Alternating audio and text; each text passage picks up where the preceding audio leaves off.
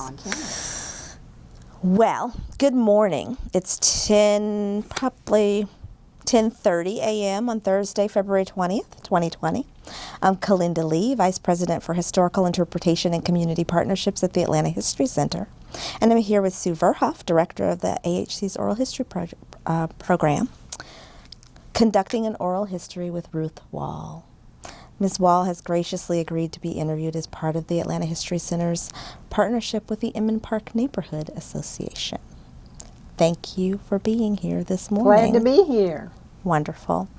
Well, let's begin at the beginning of your relationship with Inman Park and tell us a little bit about what first brought you to the area. Well, my husband and I lived in Washington, D.C., where I was Executive Associate to the Dean of Engineering at George Washington University, in charge of all the international programs that we had. And he decided that he thought he wanted to move south. He was born in Atlanta, and he got a job with Department of Commerce. And so he wanted to move to Atlanta. So he just told me one day, I'm leaving, I'm going to Atlanta. And I said, oh, well, thank you very much. We'll see whether I join you or not. And I ended up joining him. And thank goodness I did. I just love Inman Park. We went through it wasn't Easter, it was the fall. And the trees were magnificent. They were just gorgeous colors. And I said, oh my goodness, this is my neighborhood. Now that was in '78, which is not like it is today, as you know. But we lived on Capitol Hill in D.C. next to the subway station. I said, I have to live near MARTA station in a Victorian neighborhood. Really, this was only one, because we ended up living right across the street from the MARTA station. That wasn't necessarily my idea, but it was fabulous. So when your husband's job brought you all to Atlanta, did he have an inclination, since he was the native Atlantan, did he have any reflections on Inman Park or any? No, he didn't know anything about it. He wanted to go to Sandy Springs. And he got a realtor from Sandy Springs, and I said, I'm not moving to Sandy Springs. And I said, I'm not going. He said, well, you have to go at least. You know, we got this realtor here. So I said, okay, and I got in the back seat. And I wouldn't get out when they got to the house. So I had to go back to D.C. at the time, so he found the realtor of I don't know how he found her, the realtor for Inman Park, and found the house that we lived in. It wasn't on the market. It was a doctor and his wife that were getting a divorce, and it needed a lot of restoration, so we didn't mind doing that. So he found this house, and we just both fell in love with it, and we bought it, 146 Hurt Street in Inman Park. It was an 8,000 square foot Victorian house. Excuse me.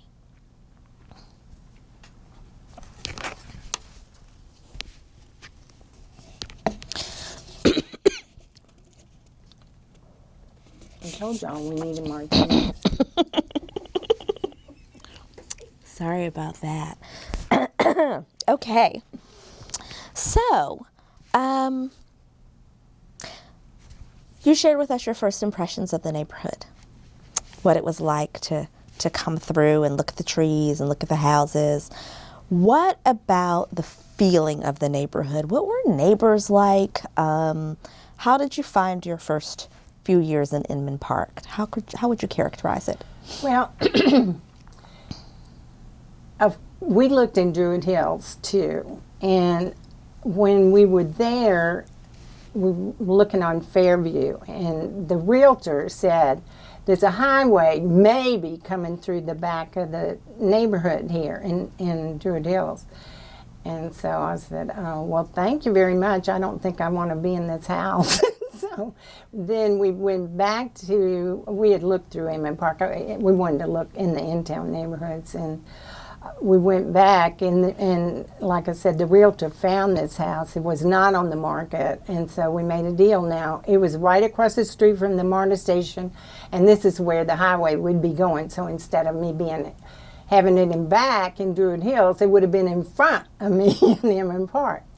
So I knew right away I needed to get going, working on stopping this road going through.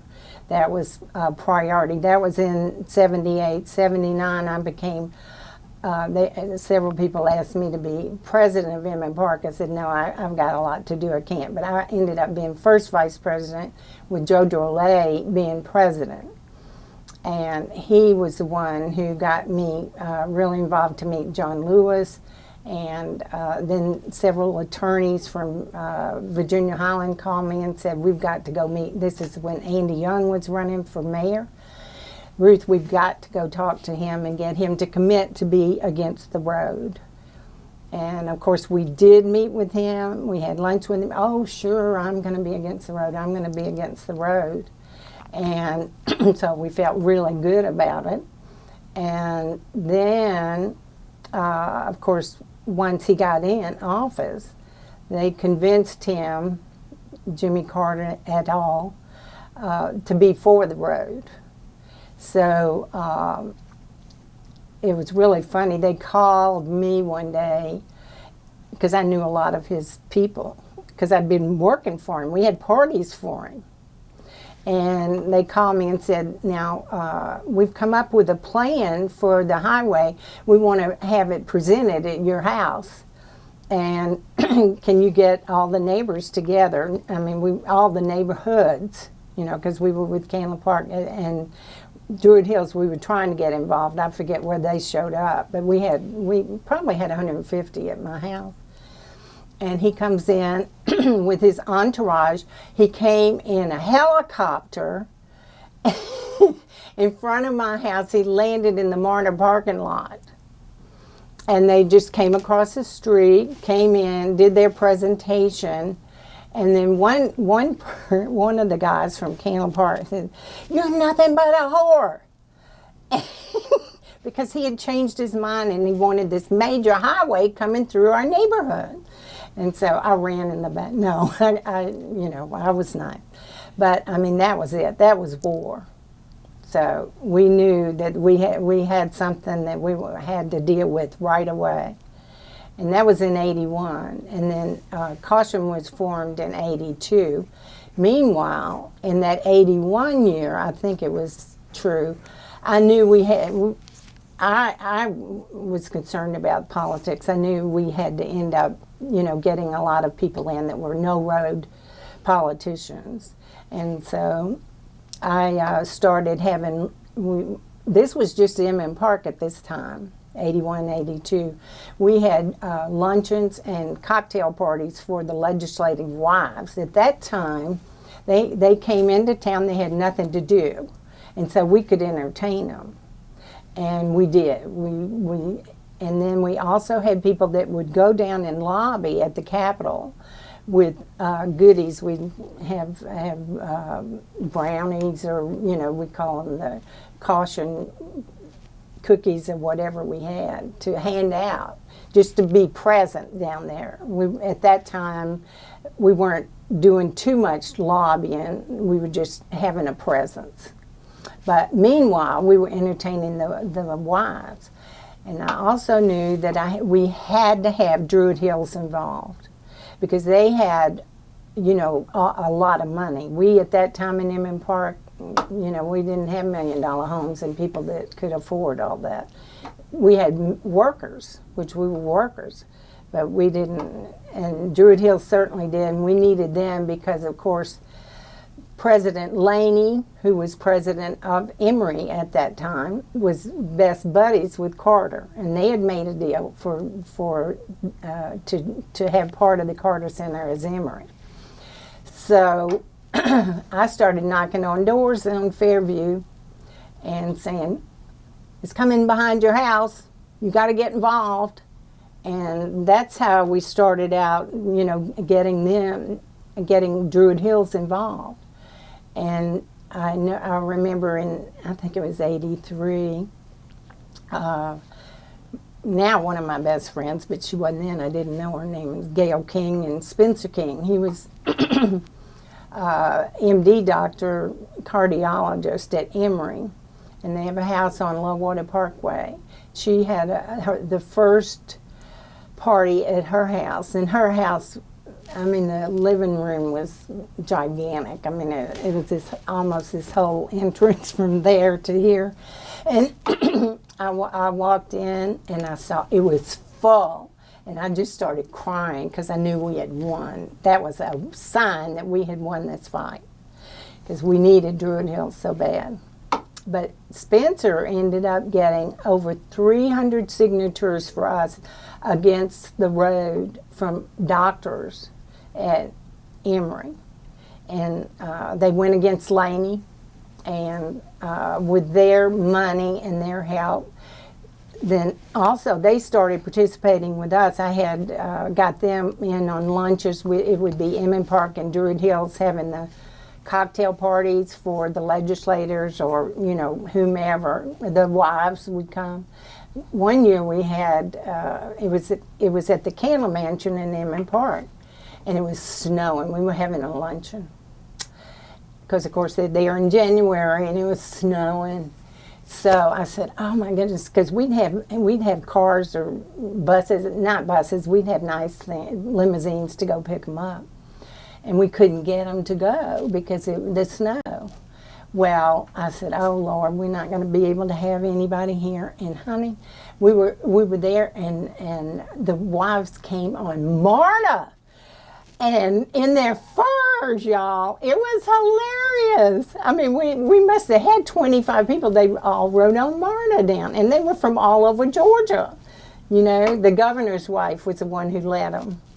So that was Joe Frank Harris, I think, at that time, Miss Joe Frank. So that was a fabulous time. And then so we continued having those, and I think it made a difference. We ended up electing over 67 no-road politicians in our road fight. And, of course, John Lewis, my baby, he was always with us. That was all. The funny thing when Jimmy Carter, you know, John worked for Jimmy Carter. And he went to Washington with Carter when Carter was president. And when Jimmy Carter wanted this highway through, you know, our horrible neighborhood, he called John on the phone. And John was on city council at that time. And Bill Campbell had just been elected from our neighborhood. I got him to move in the neighborhood and got him to run for city council. And he was good friends with John. I think they shared an office, actually.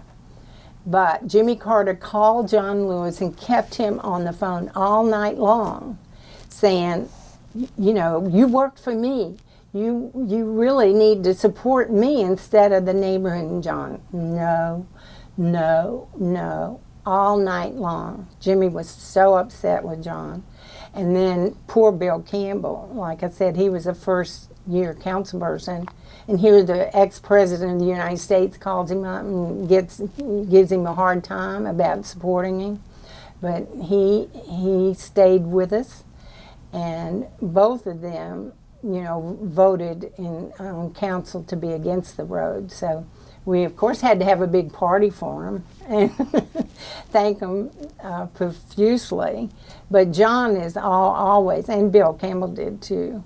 He stayed with us. But we ended up electing 67 politicians, and we elected Lear's Collins, who ended up being Chief Justice of the Supreme Court. I always said we had to get somebody in the Supreme Court in case we had to go back, because we were constantly in lawsuits and fighting and going to court all the time. So that worked out real well. But it's been a saga, that's for sure. And we had legal fights. We were always in court. We'd win some, lose some. What another interesting thing about this, the people, see, Caution was a 501c3, so they couldn't really do political work. So, which was fine with me because I like to work on my own anyway. So I was, I mean, I wasn't the only one doing it. A lot of people were helping me, but it wasn't, we couldn't say caution was doing this. And so what we would do is just have all these parties for all these politicians, and they stayed with us, you know, throughout the whole fight. But one thing is that it's funny, we always had to have a good time. And most of our, not most, but a lot of our caution gang, the presidents and all, were, we all Sagittarians. And so we always have a Sagittarian party every year. And you know, because you have to have fun in the middle of all this. I mean, there was a lot of chaos. There was stress and strain. First thing we do in the morning, get it, and the paper would come at 5:30. I'd go out there and get it off the porch and read the obituary section, because all of our stuff was always in the obituary section. And so I'd call Gail Waldorf, who was vice president, Richard at that time was president. And we'd look at the paper and figure out what we need to do that day, and we'd call Richard on the phone, and Heather would say, "He's in the shower, Ruth." And I'd say, "Well, get him out of the shower. We have to talk to him right now." And this happened all the time, but we're all still real good friends. And so it was fun, but it was worth it, because look what we have now. We saved a bunch of neighborhoods in the process, because Old Fourth Ward would have been destroyed, Inman Park would have been, Candle Park would have been, and Druid Hills, part of Druid Hills would have had the highway going through there to Ponce de Leon. So the Olmsted Parks would have been destroyed. So we feel good about that.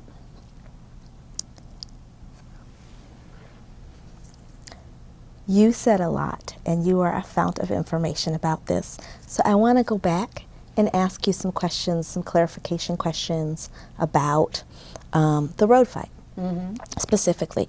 So just to clarify exactly what it was, can you talk about, I know that you came to the neighborhood and this was on the table, so you were immediately pulled into the conversation in the fray. What was your understanding about exactly what was planned had the road gone through?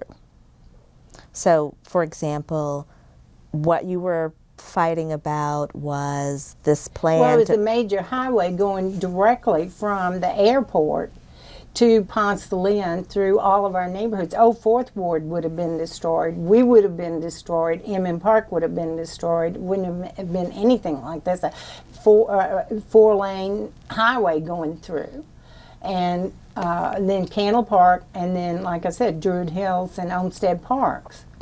And that's why, I mean, we ended up having 4,000 or 5,000 volunteers. I mean, it was major what happened. And all the neighborhoods, and we didn't have social media, any of this. We had to get on the phone and call people, or knock on doors, pass out flyers, you know, raise hell, whatever. And we'd always do that. So, and look at what happened. I'm sure you've interviewed, I don't know, Danny Feig. Well, he's not in town now, but anyway, the Road Busters. You need to get them. They were not part of the caution, but we coordinated things with them.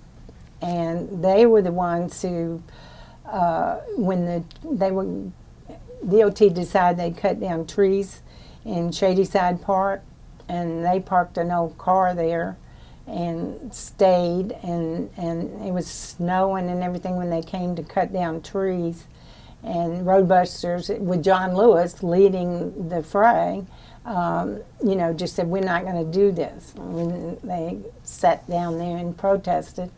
And then we had, I wasn't part of that at all. I was there, but I didn't participate. They had people in the trees, and they started cutting down the trees and, you know, putting them in the paddy wagons. I mean, this got serious. And we had to go, you know, get them out of jail, and, you know, we just did everything. It was a 24-hour event most of the time. I mean, we slept some, and I didn't have any children, but we were talking about it coming over here. All the kids, a lot of the kids are in politics right now. Look at John Ossoff. That's Richard Ossoff and Heather Fenton's son. He grew up in Inman Park, and he's running for Senate right now. Brilliant man. And then Kathy Bradshaw's 2 children are in it. Gail Waldorf's daughter is back in Washington with Lucy, and her chief of staff. I mean, it's really interesting how many kids are now involved in politics because they were all there with us all the time. So you had a number of kind of city planning,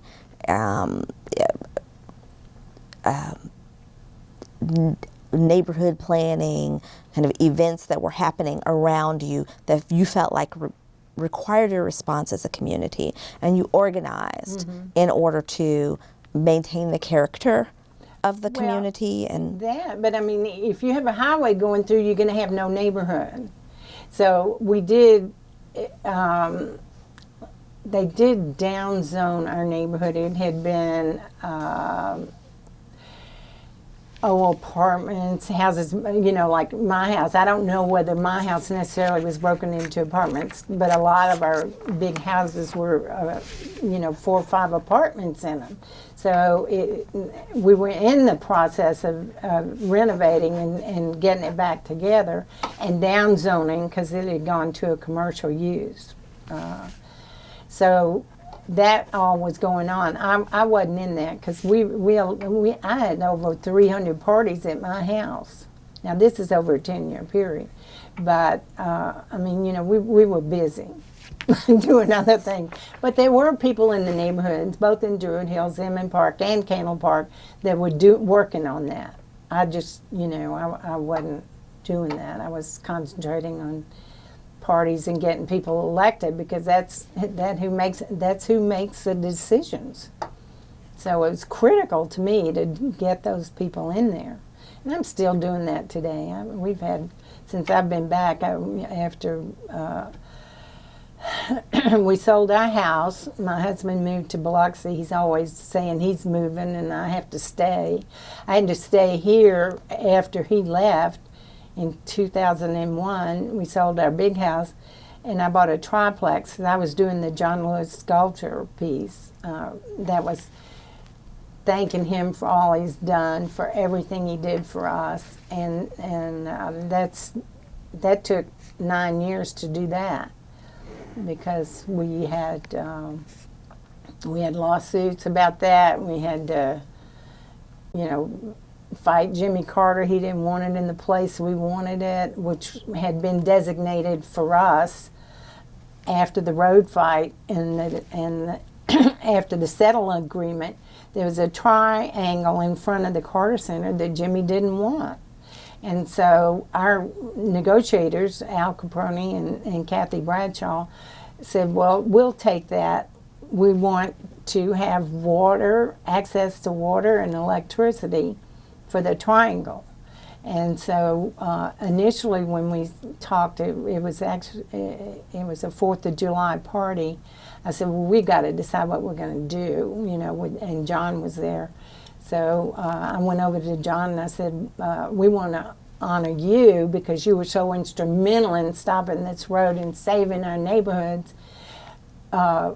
We have this triangle, we have water access, we have electrical access. Who do you want to do something for you? And so he said, let me think about it. So he called me, I guess, a couple of months later and said, I want Thornton Dial to do it. So I said, fine. I didn't know him, but this other friend of mine knew him and knew his agent.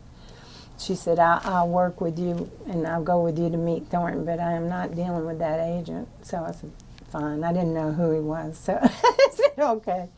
But anyway, then Jimmy Carter, when we decided that we were going to have Thornton Dial, or John did, there was a book of his work. And so I took it over to the Carter Center and met with the executive director. And so she said, well, I'll talk to Jimmy about it. They made me, Freedom Park Conservancy made me do this. I didn't want to do it. But anyway, so she said, I'll take it in and talk to the president. I said, well, fine. So they didn't call me back for months. And finally, I told Al, who was president of Caution at the time, which is now Freedom Park Conservancy, I said, you deal with this because I don't have a good feeling about it. So he did. He knew her very well. And she just said, well, the president doesn't want anything of his in front of the Carter Center. And so I about had a nitty fit. But our DOT representative called me on the phone and he said, Ruth, I have good news and bad news. I said, what? He said, well, you can't put it in front of the Carter Center where you had the triangle designated for you all, but you can have it anywhere you want to in Freedom Park. And I said, oh gosh, well.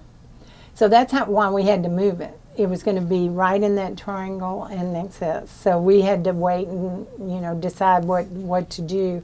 Actually, they had done a master plan, and the entrance to Freedom Park was going to be right there at Ponce de Leon, and which is now the intersection of John Lewis Freedom Parkway. And that was going to be the main entrance to Freedom Park. As it ended up, it's not being used as that right now, but that's what the master plan had designated. And that's why we decided that would be the best place to put it. And that was major. We had DOT had to bring in dirt to do trees, and it was just anyway. It took 9 years, but I stayed. I mean, Wayne was he moved to Biloxi. I bought a triplex on Elizabeth Street, redid that, and I stayed until it was done. So we're really excited about it. John loves it. And Lillian, his wife, who was one of my best buddies all the time, she was so thrilled. So it's been exciting, and John loves it. Now, this is a secret I haven't told many people. Lillian was still alive, and I said, well, the city isn't really taking care of this, and I'm not getting upset about it. And I said, why don't we move it? This was when John had proposed. This was when the first, I guess they'd already they'd gone through most of the planning of the African American Museum in D.C. I wanted to have it put on the mall. So at first John and Lillian said okay, and then we flew in some of the board members for that, and they were getting excited, to do something with it. And then Lillian calls me and says, well, Ruth, John and I have decided maybe it just needs to stay in Atlanta. So it's here. I love it. I mean, it's magnificent, but I just think it would have been fabulous on the mall in D.C. So as you were describing this process and all of the different people, you mentioned a number of organizations and some strategies. So I'm going to go back to the road fight, although I know that there are intersecting issues. You mentioned Caution. You mentioned Roadbusters. You mentioned the Freedom Park Conservancy. Can you talk to us a little bit about how each of these organizations came to be, to the best of your knowledge, and who was involved? Well, Caution, it was 9 neighborhoods that came together after we knew that this highway was proposed. And everybody, were just really concerned about it. And so we had representatives to Caution from each neighborhood.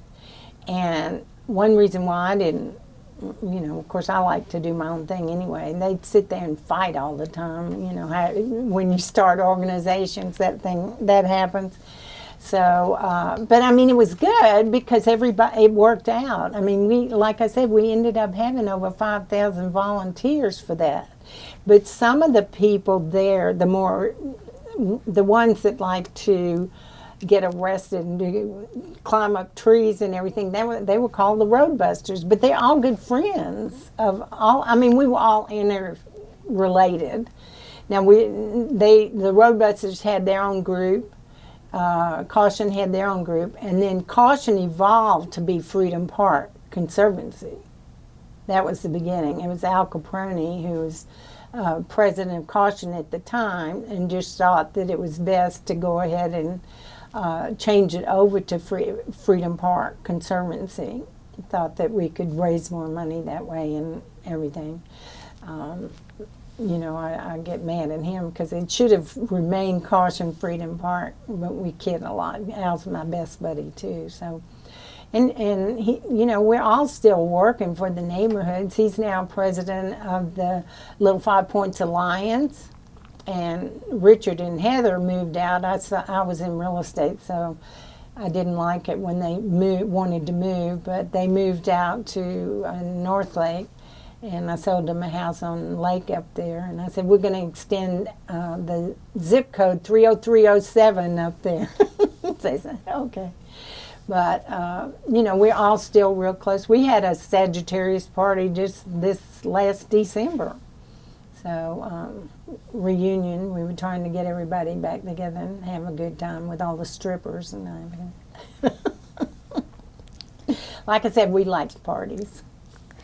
So if I'm following, there were a number of issues that were of concern to the community. A number of different entities were formed to specifically focus on each of those issues, but there were intersecting people, or people who were involved in and out. Well, like road busters, if they wanted to do something, they'd let us know so, we could be there to help them out or be part of the group. We didn't get arrested. I never got arrested, but a lot of our neighbors did in Inman Park, even, and Candle Park and Lake Claire, and Druid Hills didn't. I don't think they got arrested, but. So when you talk about the Conservancy and the shift of Caution to Freedom Park Conservancy, one of the things I think I'm hearing, but I want to check in, is that first we have a fight to try to stop this road. Then as a compromise is struck, but ultimately the road in its original design was not no exit ramps and no nothing. It was horrible. It'd be like 75, 85 through our neighborhoods. It would have destroyed them. We wouldn't have been here. We wouldn't have been here. I wouldn't be with you today.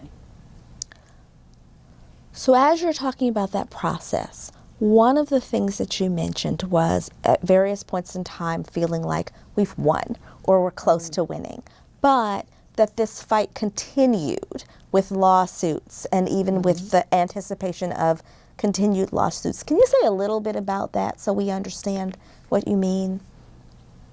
Well, I think that you have to always have a positive attitude. You can't say, oh, we would get real upset. We'd go after, one of our best lawyers was our best friend. We'd go out after he lost at court. We'd go drinking lunch and yell and scream.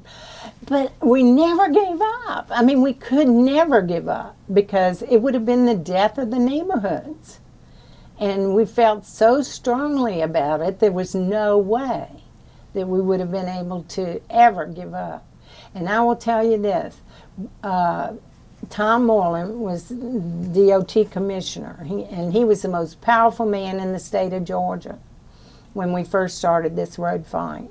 And he would, fight with us all the time. He would send he said, well, I'm starting this road, and so he'd send his crews out and all that, and we'd stop and we'd do injunctions, we'd do this, that, and the other. And I never went to the DOT meetings much because that was a meeting. I didn't want to go. So one day, the president called me up and said, I can't go today because we always had somebody going to the DOT meetings because we never, they always would do something we didn't want to have done. And so Gail called me and said, Ruth, I can't go today. Would you go to the DOT meeting? And so I said, well, I can go today. And I went, one other friend went with me, and we walked in. There was Tom Moreland walking in with us, and he said, hi, hi. And we said, hi, hi. And he went in, and he said, he got up to the microphone, and he said, well, I'm retiring today.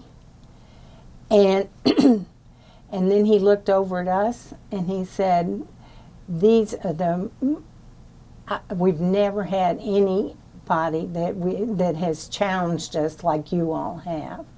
And we really appreciate it. And I looked around, I said, is he talking to us? But, I mean, he said, we've never had people like you all. It was amazing. It really was.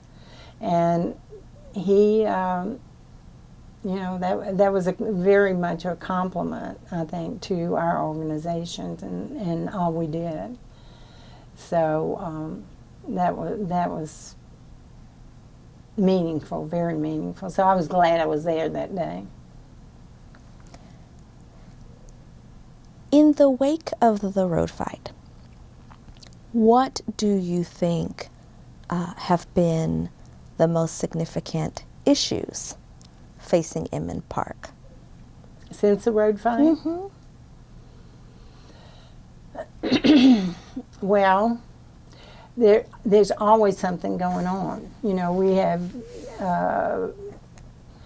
encroachments happening. We are on the register. We do have historic zoning, but we have politicians that have gotten in there that are trying to change things and let things sneak by. And so we're constantly having, to deal with that.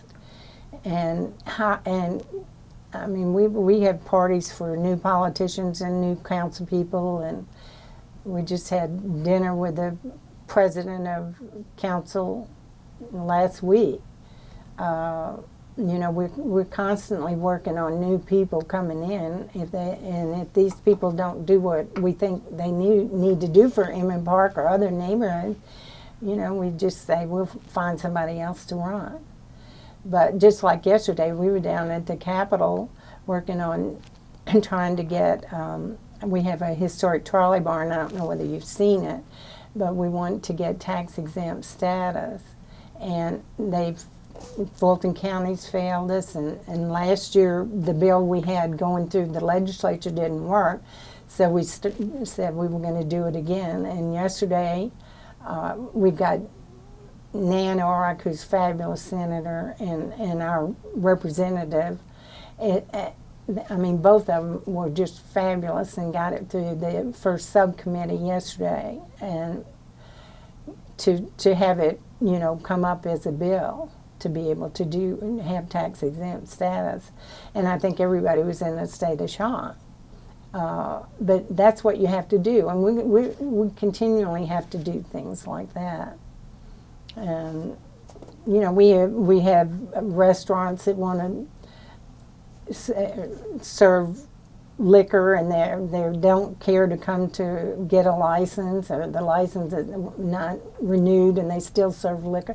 I mean, we're constantly vigilant, and you have to be. But that's why you have to have good politicians in. And my theme of this is you have to have them on speed dial.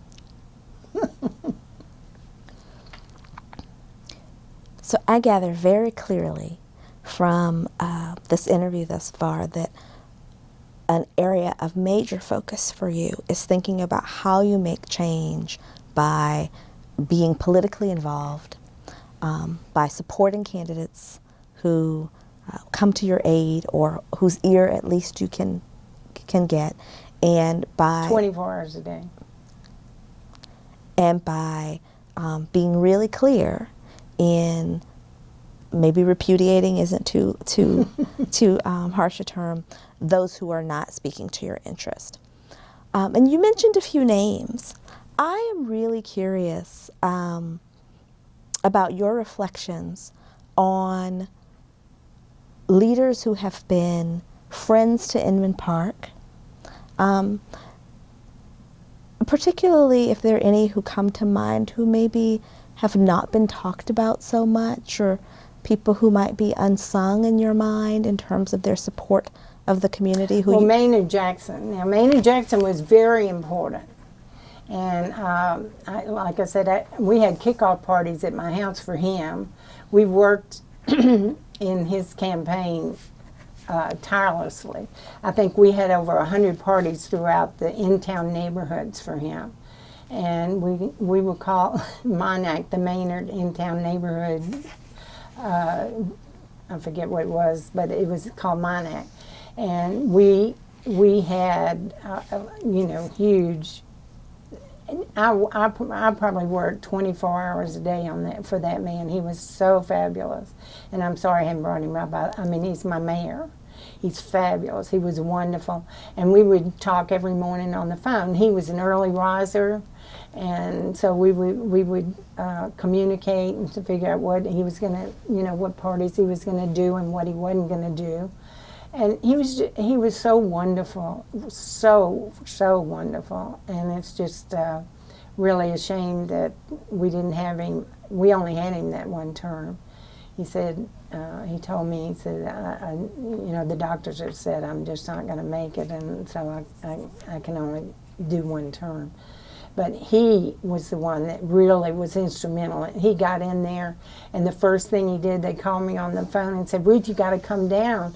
We're going to have a resolution. We're introducing the resolution to stop the road. And I said, well, I didn't mean y'all had to do it the first council person time meeting. And they said, get down here.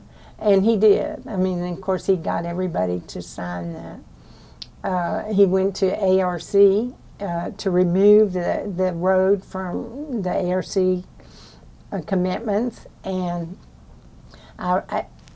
y'all didn't want me to have my little book, but I sent him a outline with Richard Ossoff, who was our caution president at the time, what he needed to do. I'm telling Maynard what to do, so I sent it to him. And he called me up and he said, all right, I got it. Y'all better come, though. Y'all have to come to the meeting. And we did, and he got everything done, even without my information. But he was wonderful. I mean, he was a man of the people, and he loved Atlanta. He loved Inman Park. We tried to get him to, the Candler Mansion in Atlanta, I had it on the market, and so I said, why don't we make this be the mayor's mansion?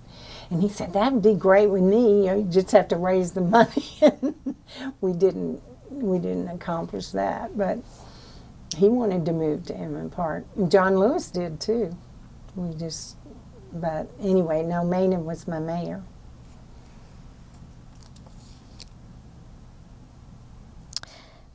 So there was a lot of activism in Inman Park. Inman Park still is. And Inman Park is also known as a site of celebration. Mm-hmm. You talked about throwing parties for politicians. There definitely seems to be an air of celebration, a kind of jovial spirit. I think the thing that people think of most often, people outside of the neighborhood, when they think about celebration, is the festival. Right. Do you remember your first Inman Park festival? Oh, sure. We always... Well, my house on Hurt Street, across from the MARTA parking lot, was the parade came by my house. And, of course, I had to have a festival party for politicians. They were in the parade, and then some weren't in the parade. So we always had a party at my house and to view the parade. So I don't know what year that was, but, I started working on politicians early on. Of course, Bill Campbell lived in the neighborhood. And John Lewis was always in the parade. And they would come and park at my house. At that time, it wasn't as big a parade as it is now. But when I came back, the first thing I did, we got to have a parade party for politicians. So we had one last year. We're going to have one this year. We're going to continue having them because it's real important. They're in the parade, but it's just like I told our council person. He didn't make it to our party last year, and of course we knew that. And I said, Kathy and I had to meet with him, and I said, you know, the reason is not because it's a party just for politicians. This is for the young people to get to know politicians. I said, you know, when we were having the road fight, our voter turnout was 89%. We would have politicians from all over the city come to our meetings because we had such high voter turnout. Now we're at 50%. This is ridiculous. We need to get Inman Park up again and be in the 80% voter turnout. So with you coming, people want to meet you. The young people, we had young people at the party. They did come just to meet him, and John Lewis, of course. And I said, and then you didn't show up. So you've got, you know, you got to train these guys to do the right thing because it helps them, but it helps us too. And we need to have people that go out to vote, especially now.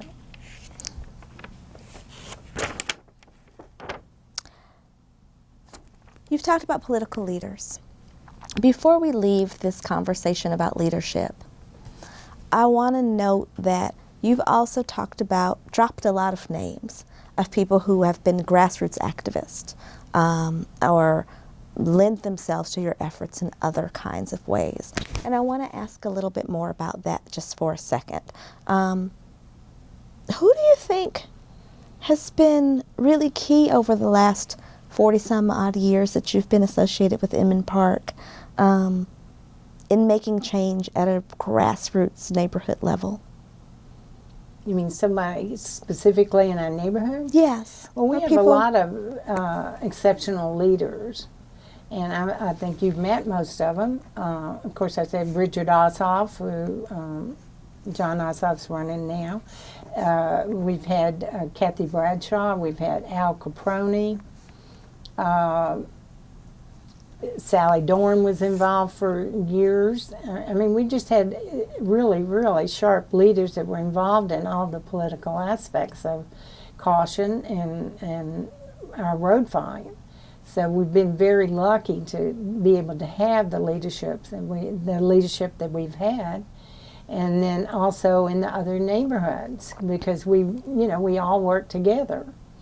And I think we're very fortunate. Inman Park has always been Joe Dorley. I mean, my goodness, he's been president several times, and he's still working hard on tax issues and other things. I mean, you know, our gang that started out as road fighters are still working hard.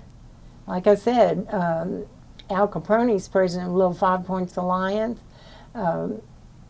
Richard, they moved out of the neighborhood, but he's still involved in neighborhood issues. We bring him in, you know. So, and Joe Dorley certainly is, and Kathy is, and you know, everybody that we've been dealing with all these years is still there.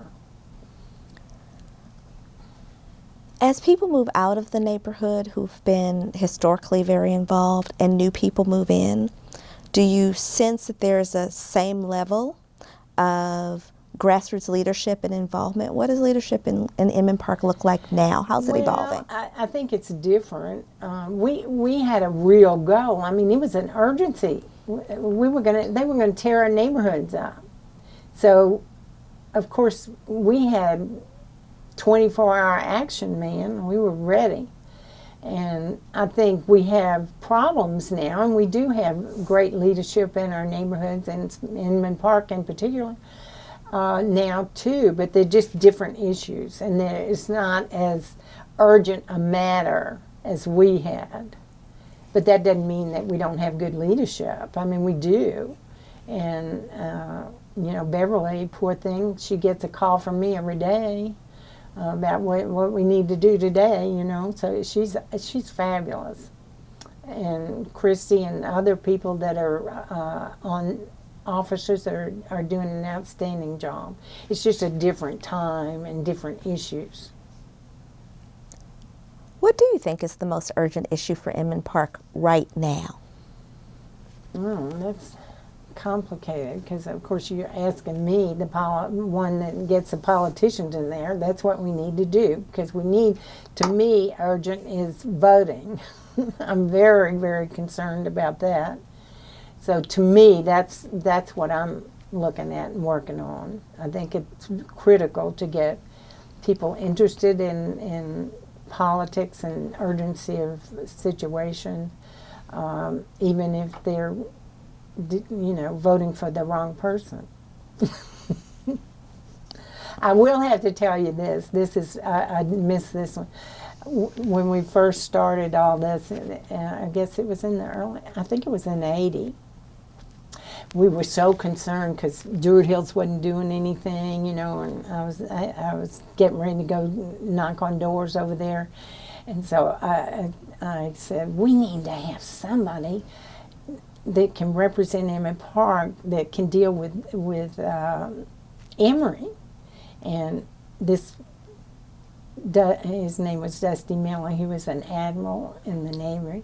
And he moved into the neighborhood. The realtor that we used brought him over to look at my house because we had done a lot of work on it. So she was showing him around, he and his wife. And so I knew them. They bought a house on Elizabeth Street. And so I said, well, let's get him to be president. He would be good because he could go deal with Emory and this, that, and the other. Well, he got in there, and we saw him on TV one time with, I think it was Jimmy Carter, and he was up there in support of the road. And I called up Richard, and I said, we've got to get rid of him. There's no way we can have him as president of Inman Park being for the road. So they had to sit down and talk to him and get rid of him. And his wife they just moved out of the neighborhood when I moved back in, and they lived across the street. And Regina, I'm in a carriage house in her backyard, and she said they still talk about, the wife is always saying Ruth had Dusty fired. So it was funny, but I mean, that's how committed we all were. So the neighborhood looks very different now than it did in 1978. Well, we fought the road from 80 to 90, so in that whole time it had some transition. I mean, I ended up selling my house on Hurd Street for $1 million. I bought it for $72,000. I guess we put about $250,000 into it totally. But now, the houses are $2 and $3 million more or more.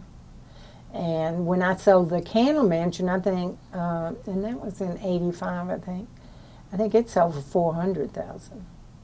So things have really changed a lot. There's no doubt about it. And I don't know. I assume that we could get people up and at them at 5 in the morning to go do road fight stuff. I don't know, but I think we could if we had a threat like we did to destroy the neighborhoods. I think we could do it again with our gang in now. How do you feel about the changes that are visible in the neighborhood, the development that has happened, the not just increase in property values, but the kind of shift socioeconomically of the neighborhood? Well, I always have a story, and when I bought the house, the triplex on Elizabeth Street, it overlooked the Meade property that's it was on Austin Avenue in the back. It was about 27 acres. And Meade, we had worked really closely with me, particularly at festival time, to have parking over there. They were going to close it down. The first thing they did, now this is fabulous, they came to us and said, we want you all to help and participate in picking out the developer that will be satisfactory to you all. I mean, who's ever heard of that before? So, of course, we organized a little group, and we met at Danny Fikes right there at the site. He had, his business office was right there. There were about 10 or 12 of us on the committee that were interviewing different developers. And we ended up with the one that we had. And it was funny because, of course, I had to have parties. And I had, my back unit that I was in overlooked the Meade property. And so we decided to have a party for the developers, the ones that we thought we were going to have, wanted. And one of them, of course, we were drinking and having a good time. One of them came up to me, I know what you do. I said, what? And he said, you get us drunk so we do whatever you want. I said, oh, sweetie, you're so right. You know, but, and so, I mean, that was award-winning. And the only thing I really wanted, this is funny too, because I wanted to have this other friend of mine said, you've got to have a water feature out there. So that was every time we met with all the developers, I had to have a water feature. And that was, you know, Ruth has to have this water feature right there. And we do, and it's wonderful. So, but I mean, it's made, I don't know, it's gotten how many awards statewide and nationally too. So we participate in things like that, zoning wise, you know, and getting them all over to get drunk and do what we want. What is your hope for Inman Park? You've been involved, of course, you left and you came back again, but you've been involved in Inman Park for more than 40 years. What do you see for the next 40 years? What would be your heart's desire for the community? To get voting up to 90%. I mean, it's critical for not just Inman Park, but for the city of Atlanta and for the state of Georgia and the United States. I've been, you know, politically very involved forever, and so that's important to me. And I think that if you can get good politicians in, then you can help, of course, your neighborhood, your city, and the state. And I just think it's critical. And we've been so fortunate to have like Maynard and Bill as mayor, and John Lewis has just been unbelievable, as you know. I mean, he's not just our baby, he's everybody's baby. And we're just so fortunate to be able to have him. And I talk to him every week, and he's, you know, he said he's doing good. And last Wednesday when I talked to him, his voice was very strong, and also we're thrilled about that. And that's my hope for Inman Park, that we can continue having outstanding political leaders. So you made reference during this interview to some things that you brought with you, and I think some facts and ideas that you wanted to share during the course of this interview. So I want to make time for that now. Are there other things that you'd like to talk about that you were not asked, or anything that you'd even like to show us? Well, I just brought my book of the road fight so I could recall. I'm almost, 80 years old, so thought I might need a little help, but because you were such a good questioner, I was able to get through it, I think. I think you got me to cover most everything. I really appreciate it, and thank you very much. You're welcome in Inman Park, and certainly at our parties anytime. Thank you very much. I will be coming. You'll be running for mayor next. Will you sign up today? I mentioned in my intro that I'm here with a couple of colleagues, and before we close, I'd like to ask if they have questions that they'd like to pose as well. I think I'm good. I think I'm good. I almost want to just say, I don't know. No, I think I'm good. Everybody's good because you're a magnificent storyteller. Oh, thank you very much. Thank Appreciate you. it. Thank you. Thank you so much.